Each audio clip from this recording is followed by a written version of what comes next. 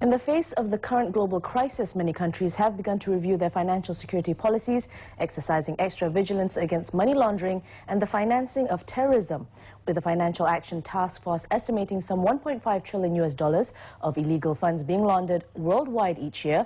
Global efforts to combat these activities have assumed heightened importance.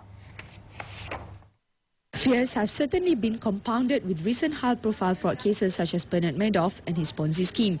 In Malaysia, quick rich scheme, SMS fraud and syndicated attempts to cheat the public of their hard-earned monies continue to be on the rise.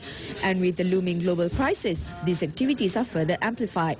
A robust regime is therefore needed to combat these crimes, which could undermine the soundness and stability of financial institutions, discourage foreign investment and distort international capital flow.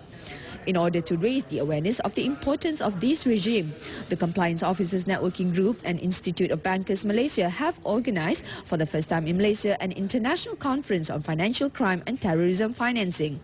One of the topics discussed in the conference was how the advancements of technology is being abused by money launderers.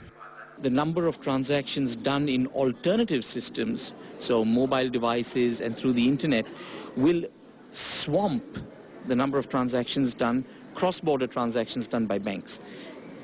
It's a challenge for everyone. Kenneth Rijok, one of the guest speakers, who was a bank lawyer and compliance officer, also shares his experience as a career money launderer for 10 years. I guess you might say that I fell in with the wrong crowd, and certain people asked me to do things that most lawyers wouldn't do. But for a variety of reasons, I chose to become involved with them, and I spent 10 years laundering hundreds of millions of dollars of their money. As for terrorism financing, he says it is harder to detect, as the source of the fund could be from a legal source such as charity. One of the best ways in which people finance their terrorist activity is to wait for something like a tsunami or an earthquake or some other natural disaster, then to set up a bogus charity or to take over one that's existing, collect money from well-wishing people, and then divert the money to buy weapons. Therefore, further initiatives to produce more learning education and development programs need to be undertaken in order to improve the current system. The first level that institutions need to look at is to build a barrier of entry. And when we say a barrier to entry, we mean having a KYC or know your customer component, where you can learn more about your customer. You can then risk rate them, so that gives you an understanding of the appetite that person has for products. Then the next phase of that is you put in place what's called transaction monitoring.